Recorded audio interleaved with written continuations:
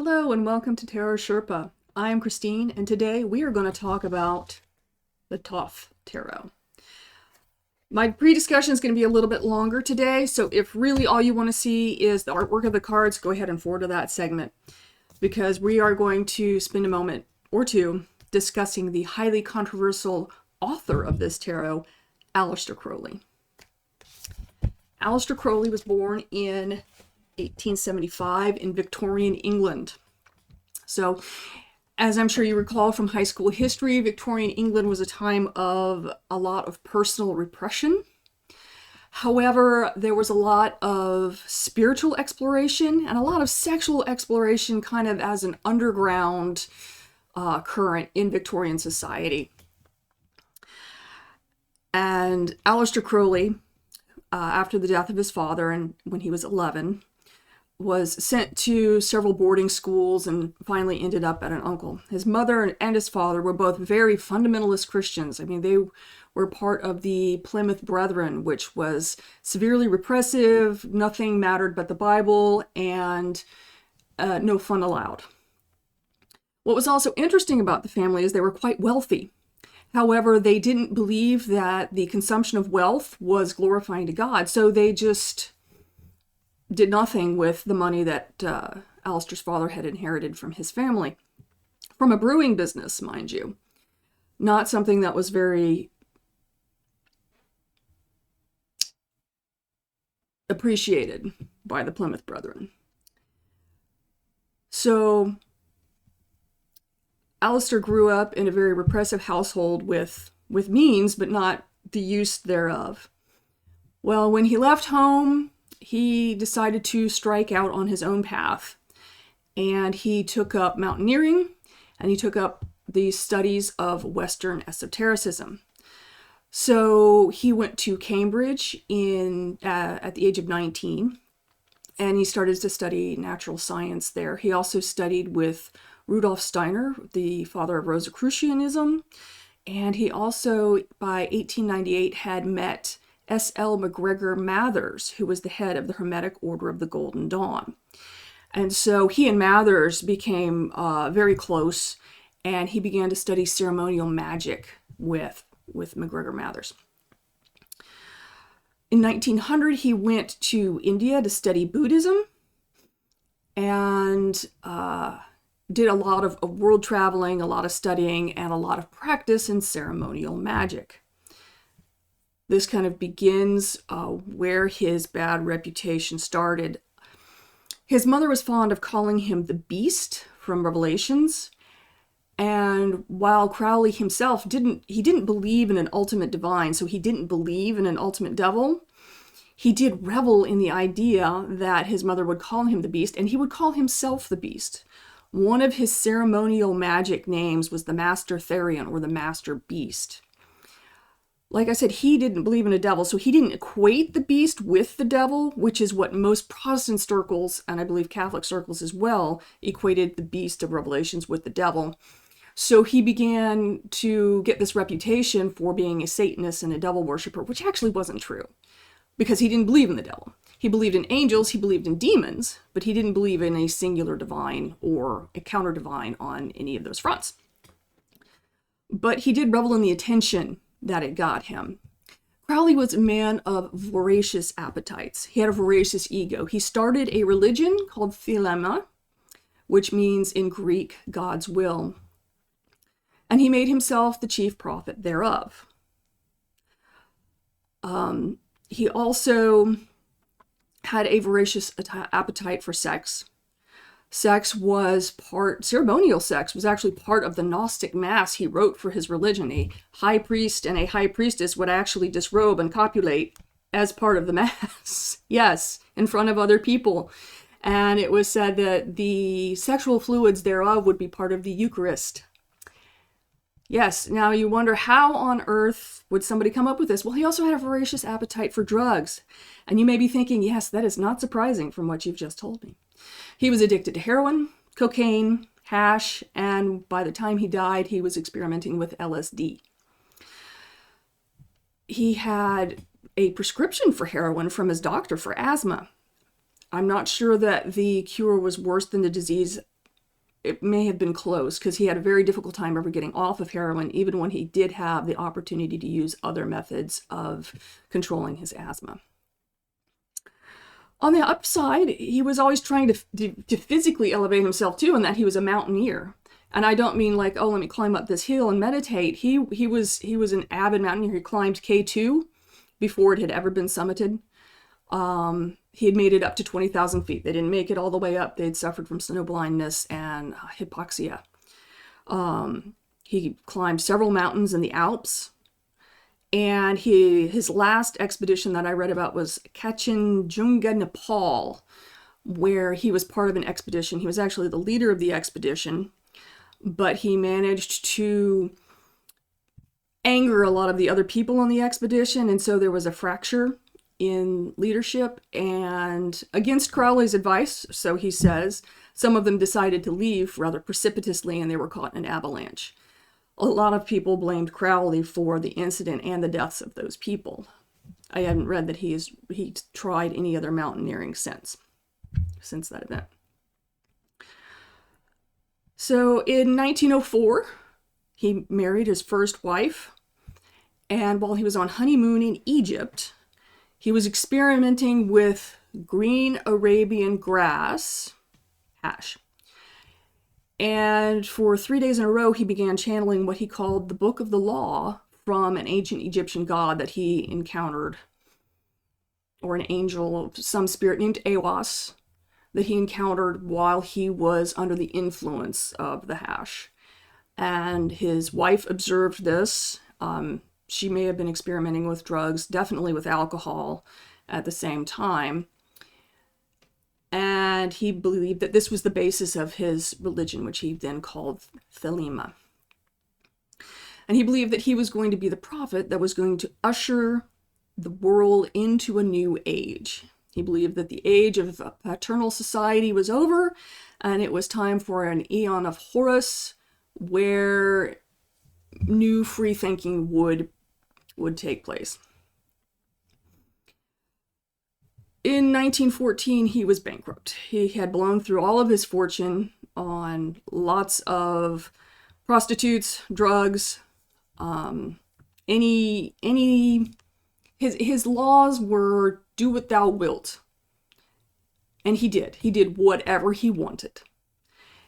And people actually admired him for his ability to just shuck convention. And that was actually part of the appeal. He actually started his own secret society called the AA. There are many theories as to what AA means, and one of the theories that AA means nothing, and if you say it means something, it means you don't know anything about it. But if you Wikipedia AA as an organization, it's like an A with a little triangle of dots, A with a little triangle of dots. It's Crowley's organization, and he was living off of donations from that, which is not really unusual historically speaking. A lot of prophets and preachers have certainly lived off of donations. So I don't hold that against him, although I've read some authors that are like, oh, he lived off donations. Well, yes, of course. He was his own high priest of his own religion. Of course he lived off donations. He started a monastery in Italy in 1923, and he was subsequently closed down and ejected from Italy because of the death of one of his members. Now, according to Crowley, the death occurred because the member had drank some polluted water and got a liver disease. The dead man's wife said it was because he was drinking cat blood ceremonially. The function of the abbey was to basically have group sex and use that ceremonially to try and call up angels, demons, whatever you want to call them. They called them angels. Okay, we'll go with that. And I wasn't there. I'm not that old. So he got thrown out of Italy, and he moved to France. He was trying to kick a heroin habit. He was still hooked on heroin. He was still hooked on prostitutes. He was bisexual, so it was prostitutes of both genders.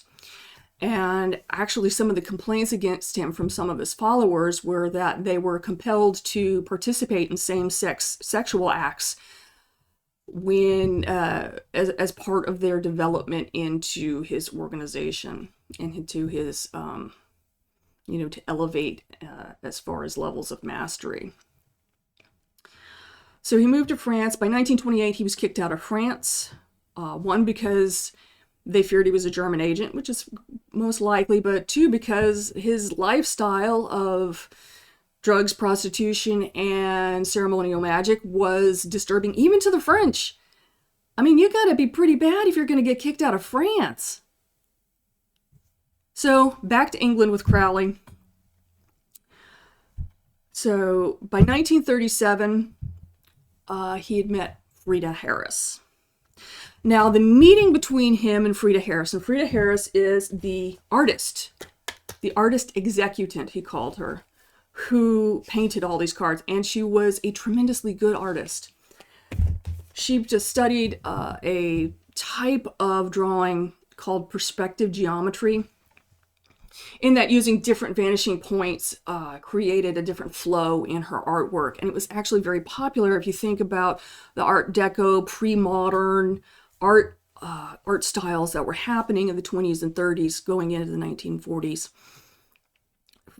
Frieda Harris was a very exceptional artist. What she actually had going against her, which seems very odd, is her husband was a prominent politician in England. He was a member of the House of Commons and had been for decades. She was 60 by the time that she met Crowley in 1937. And her husband had been a politician for decades. And so, unfortunately, if you go back to that time and that thinking, a lot of her very, very accomplished artwork got kind of passed off of, oh, you're Sir Percy Harris's wife. Isn't that cute? That's so nice. Well, even her husband said that she was very dedicated to her artwork. She would paint for 12 hours a day. She was tenacious, she was dedicated, and she was very talented. And she was professionally trained. And she was constantly searching for that next big challenge. And when she met Crowley, she found it. Now, the records are a little bit obscure of how she and Crowley got this project started. What is common to both of their memoirs is that they were introduced by a mutual friend who was a theater producer.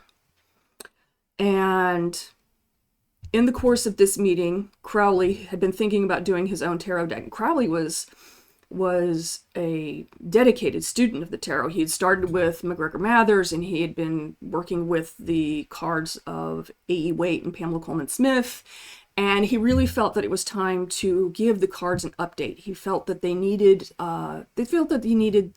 kind of a fresh perspective, his own perspective, of course, because nothing ever happened without Aleister Crowley, in Aleister Crowley's world anyway.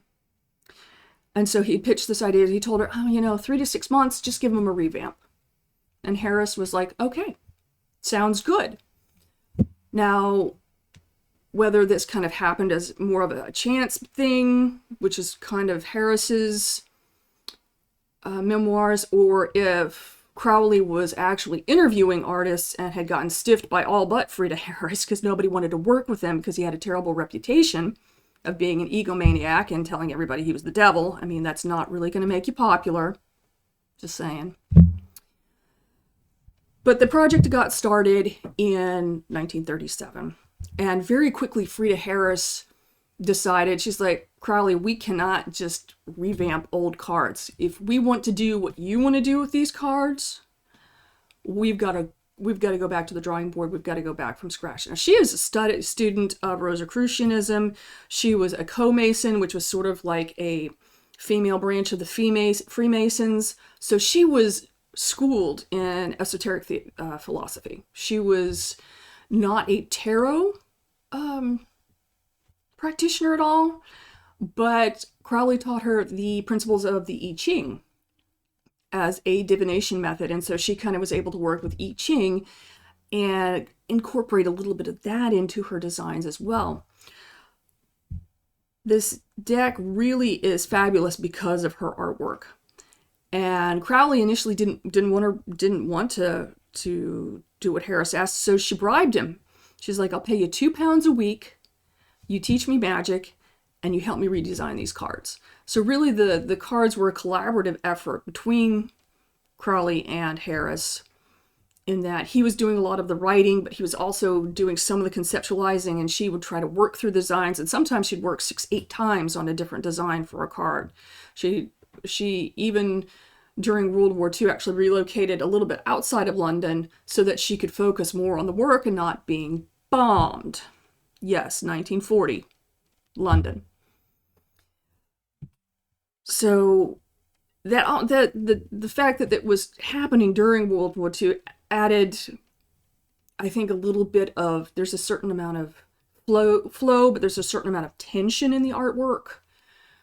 And I think being in a wartime culture was a distinct influence on what Lady Frieda Harris had created. So it actually took 5 years for her to paint the entire deck. And initially, she had wanted to get them printed into cards, but it was, the middle of World War II, that wasn't going to happen. And so she exhibited the artwork at several showings. And she exhibited anonymously because she didn't want her political ties to be tainting people's opinion of the work, because she was kind of trying to solicit sales and donations of prints of the cards so that, Crowley, who was still broke, could get a little bit of income. She wasn't interested in the money. She was interested in the work. She was interested in that artistic challenge. She was interested in that spiritual aspect that these cards brought her. She didn't really have a need for money. She had plenty of it. Aleister didn't. So she was willing to be anonymous. And she told Aleister Crowley flat out, don't come to the showings. Nobody wants to see you there. And if you are there, it's going to discourage any kind of investors, because everybody remembered Aleister Crowley, the devil worshiper, the beast. Yeah, nobody really wanted to associate him in polite company. So the first 3 she told Aleister about, and told him distinctly, don't be there. She went there to the showings just to see what kind of reception, and people sort of knew she was the artist, but nobody was admitting anything, because she wanted her art to be her art, and she didn't want it to be about being Lady Percy Harris, Frieda, whatever her social position was. She wanted to be about her art. The 4th showing she didn't even tell Crowley about, and when Crowley found out about it, he was really apparently angered about it.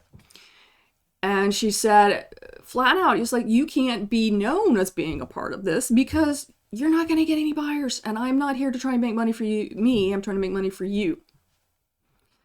So it was well received as artwork. And actually the paintings, they're all watercolor paintings, and they exist at the Warburg Institute in London. She'd bequeathed them to one of Crowley's followers who'd taken good measures to take care of them. Although the downside of painting during World War II is that her art materials were not of a very high quality. I mean, the best art materials were coming from France and they were coming from Italy, but not during World War II. That was not a thing. So the art colors that she did were, the color fastness wasn't very good. And so I believe the Warburg Institute, from what I read, is trying to restore them. But that was still a work in progress as of a year ago. So, and I'm filming this in January 2025. So, do what thou wilt with this information. A lot of people are put off by this deck because Crowley was considered the wickedest man in the world in the 1920s. This was obviously before people met Adolf Hitler and Joseph Stalin. And people are still put off by that reputation. People are still afraid of Aleister Crowley. I don't think you need to be afraid of a dead man, honestly. And the virtues of this deck, I believe, are the artwork and the input of Lady Frieda Harris. And while she was a student of Crowley, she did say something very funny about his writing, or reading his writing. And she said, the wise, like myself, can only take it in snappy bits and only when they're feeling strong enough. And that's kind of how I feel about Crowley's writing. I've read a couple of books of his now, and you can definitely tell that he was high when he was writing, because he has a very, if X is 2, then Y is blue and K is 14 kind of logic. And you're like, I don't know where you got that from, bud. Ah, green Arabian grass, which in the book of Thoth, he actually says, yes, I was smoking grass and this is what I found out. I don't recommend this book. I really don't. The deck comes with, I get my usual spiel, a nice little picture of Crowley and Harris, which I'll work into the video. I actually had a friend who bought this deck and then burned Aleister Crowley's picture, because that was how she exorcised Crowley from the deck. And if you feel like you have to do that, go ahead. We were 20 at the time, and that seemed like to her the right thing to do. Obviously, I've kept it because I'm not afraid of the big bad wolf.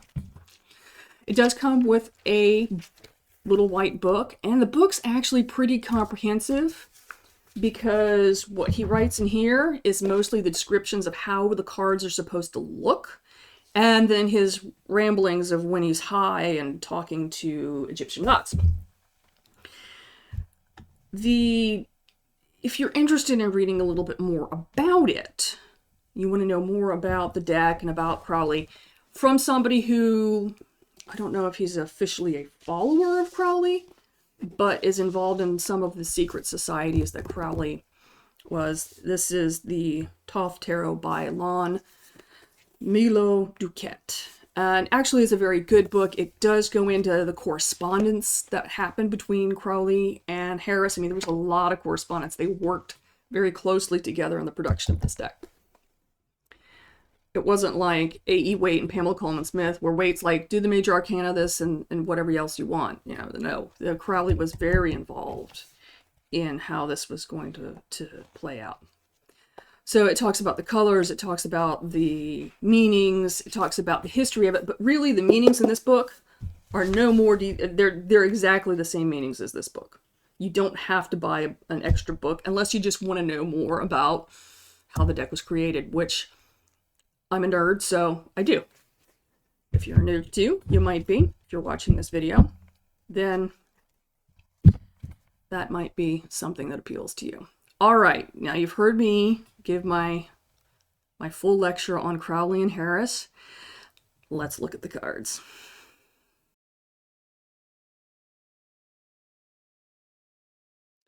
Okay, so let's look at the cards. And I've said in other videos, a print run of 78 cards actually has 80 cards in a deck, and it's up to the publisher and the author artist to do what they would like with those extra 2 cards. Well, in this deck, very, very lovely, I think, is they've included a card that's on one side, Lady Frieda Harris.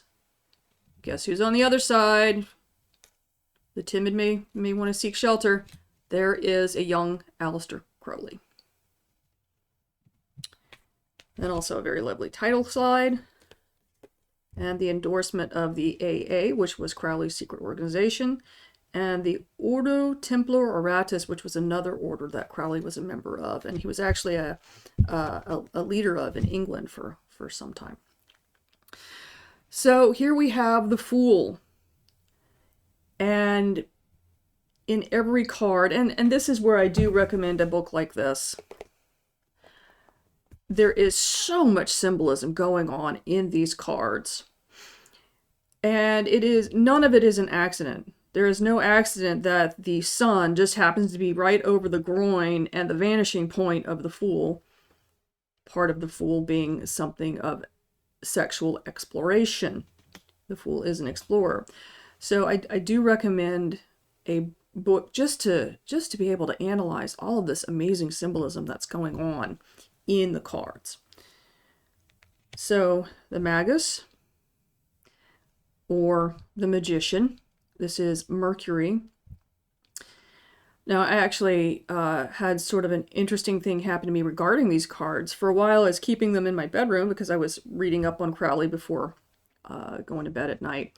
Because this book is a wonderful antidote to insomnia. and I was keeping the cards as a reference, and I started to notice that these characters began subconsciously popping up in my dreams. Very interesting. So the High Priestess, I think this is a beautiful card. I love Frieda Harris's work. I think she did such a magnificent job on this tarot deck.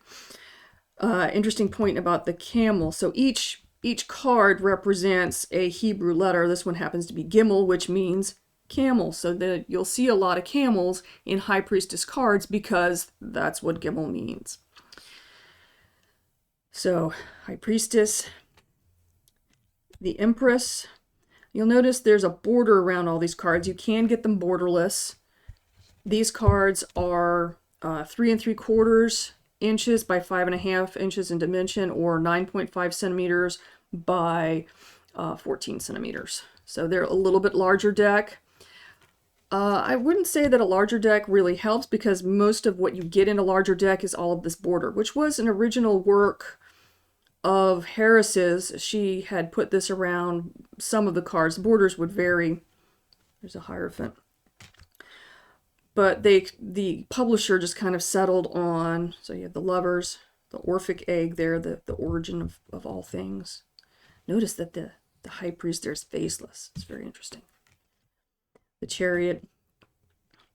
So they just created one generic border for everything, slapped a font on it, and went with it. And I kind of like things borderless. Let it all go. Let it hang out. Adjustment. This is what the Justice card is in other decks. So you can kind of see the scales and balances.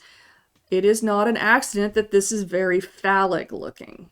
It was very purposeful in design by both Harris and Crowley. Adjustment. No justice, just adjustment. And that comes in as card 8. The Hermit. Yes, this looks like a sperm. Yes, it's supposed to. Fortune. Our Wheel of Fortune is just fortune, and we have the various Egyptian deities on the wheel here. All right, this is an interesting one in that card 11, which would normally be strength in other decks, comes in as lust, and it sort of gives you a little bit of insight into Crowley's inner, mental workings, and that we have, this is a scene from Revelations, and that it's the woman riding the beast. The beast has 7 heads. It's very, very, and this is actually supposed to be the Holy Grail she's holding, but so you can see that Crowley certainly thought of lust, which he was riddled with, as a strength. And he certainly did use that in his practices. The Hanged Man, hanging from the Ankh of Life there. Death. I think this is an extraordinarily interesting card in that the vanishing point's kind of up here in the corner. And if you think about Harris creating these cards in a pre-war and World War II atmosphere, death was all around her at that time. And it's interesting how she sees this all kind of bound together and yet moving. I'm fascinated by her artwork. All right, instead of temperance, we have art.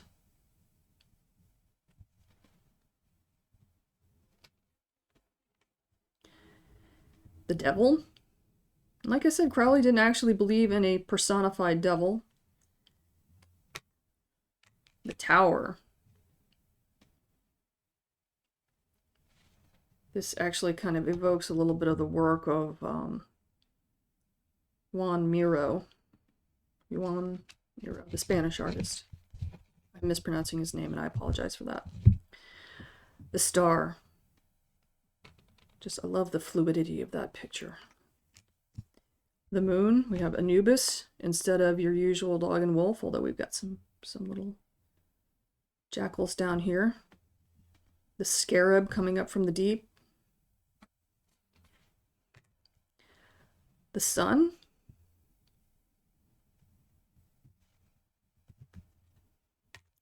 The Eon takes the place of Judgment, because Crowley didn't really believe in a last judgment, but he did believe we were heading into a new Eon of Horus. And so we have Horus here in the middle. We have the Egyptian goddess of the night sky, and some Hindu symbology in there, and even some little yods of Zadi there. No, excuse me, it's not Zadi, but there's like little people growing in there in that layer. And finally, the universe, which has a lot of the same symbology, but with this entirely new point of view that Harris and Crowley were able to collaborate on. All right, we'll go into Wands. Ace of Wands.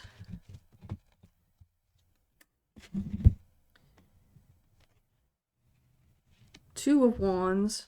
Now, each of these numbered cards, it's 22 Major Arcana that you just saw, and we get 56 Minor Arcana. The numbered cards all have a keyword on them. And what's interesting that I found reading Crowley's work is that largely corresponds to the Golden Dawn, but it's the ideas kind of as Crowley envisioned them, not as A.E. Waite envisioned them. And so the concept of strife is going to have a slightly definition in the little white book here with an older picture of Harris and Crowley than you're going to get from a Rider-Waite-Smith deck. So while it's very similar in its construction, 78 cards, the idea behind them is a little bit different. Yeah, 9 of Wands there. They incorporate, planetary symbols, astrological symbols. Yeah, astrology there, Sagittarius.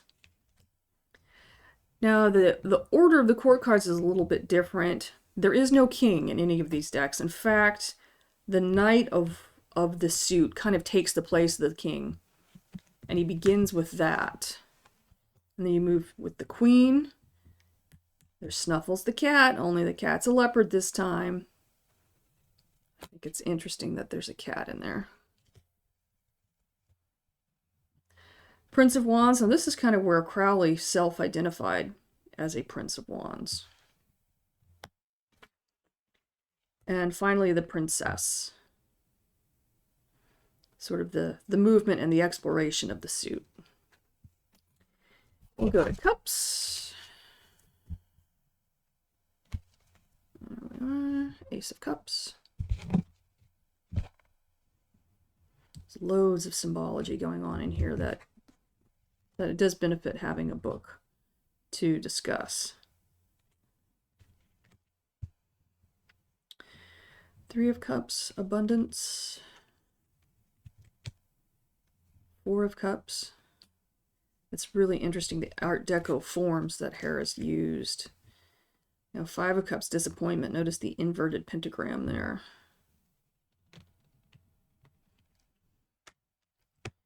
6 of Cups.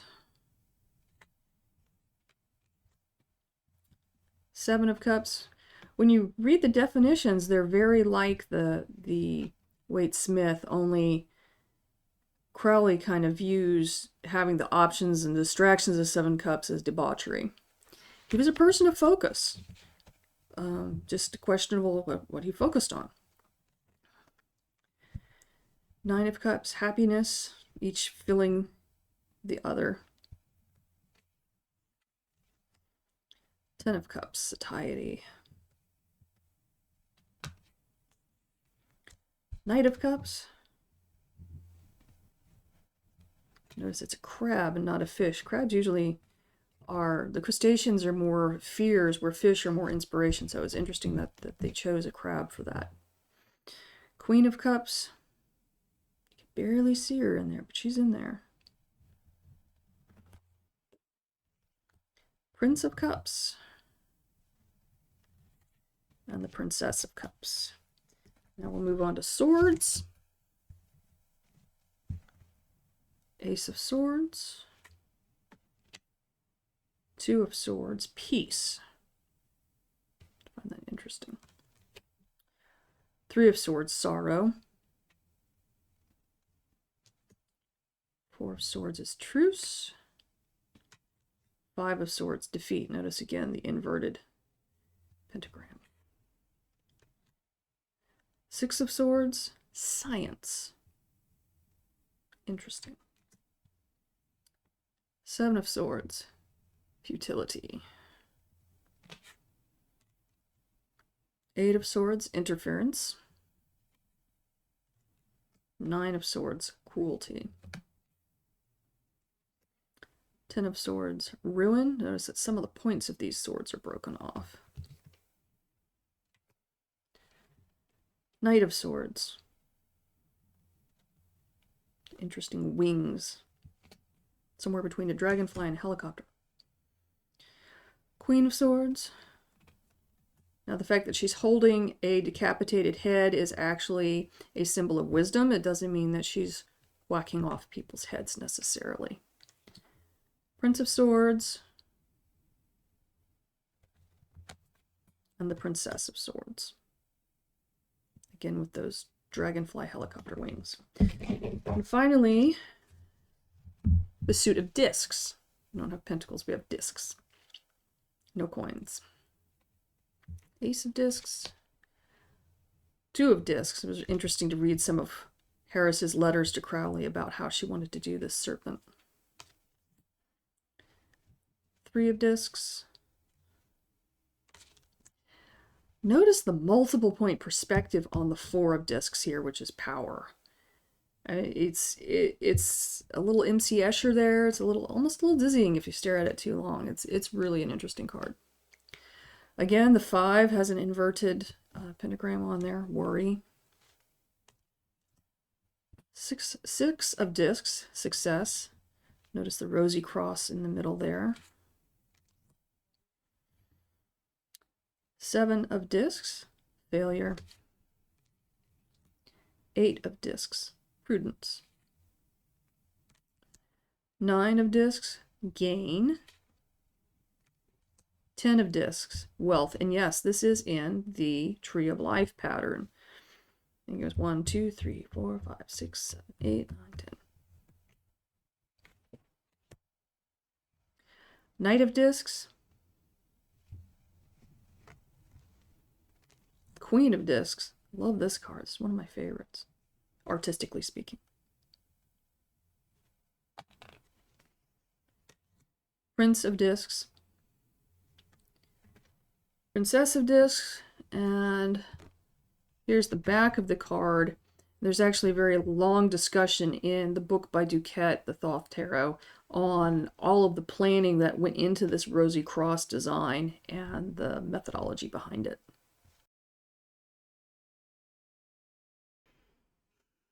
Well, I hope you enjoyed our journey through the Thoth Tarot Deck and the artwork of Lady Frieda Harris. So Crowley died in 1947. Harris died in 1962. Neither of them ever lived to see this deck published. Harris had paid for 200 copies of the Book of Thoth to be published. It was actually initially published under her name, very clearly written by Aleister Crowley. But it was just not very well received. It was also not in color, which was something that Harris very much wanted because color is so important to this deck. And especially when you're reproducing watercolors in black and white, you don't see the nuances that are happening in the structure of the art. Roses and thorns of this deck. The biggest thorn's Aleister Crowley. In fact, I would say Crowley is the only thorn. This deck finally was published as a deck in 1977 and was become quickly one of the most popular decks in the tarot world. And Crowley was very influential in the 60s and 70s, years after his death. Rock stars like Ozzy Osbourne and Jimmy Page, David Bowie, they were reading his work. Even the Beatles made some attributions to just the idea that Crowley was so countercultural. He was so into sexual exploration and sexual freedom. And that was something that people in the 60s and 70s were really tapping into, especially in the British rock scene. So Crowley is a thorn because there's still some people, like I said, are afraid of Crowley. But there's some people that admire the aspects of his personality, not so much that he was an egomaniac, but that he was so explorative in his theologies and his philosophies. So if you liked this video, and I apologize for it going, well, no, I don't apologize for it. It went long, and that's okay. It was a lot to talk about, and I think Crowley is worth talking about because of the influences that he did have. But if you liked it, please hit like. If you like this kind of content, please subscribe.